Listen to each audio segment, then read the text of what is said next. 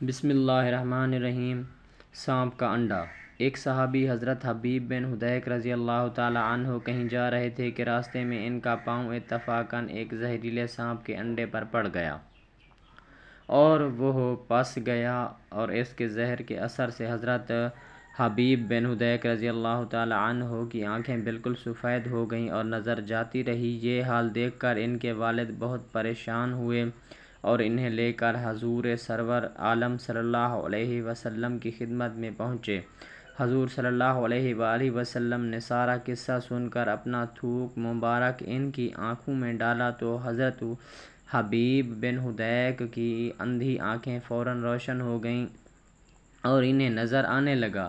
راوی کا بیان ہے کہ میں نے خود حضرت حدیق کو دیکھا۔ اس وقت ان کی عمر 80 سال کی تھی اور آنکھیں تو ان کی بالکل سفید تھیں، مگر حضور کی تھوک مبارک کے اثر سے نظر اتنی تیز ہوئی کہ سوئی میں دھاگا ڈال لیتے تھے۔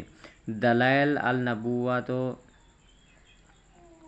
ہمارے حضور صلی اللہ علیہ وآلہ وسلم کی مثل بننے والوں کے لیے مقام غور ہے کہ حضور وہ ہیں جن کی تھوک مبارک سے اندھی آنکھ میں بھی بینائی اور نور پیدا ہو جائے، اور وہ ہیں کہ ان کی تھوک کے متعلق ریل گاڑیوں میں یہ لکھا ہوتا ہے کہ تھوکو مت، اس سے بیماری پھیلتی ہے۔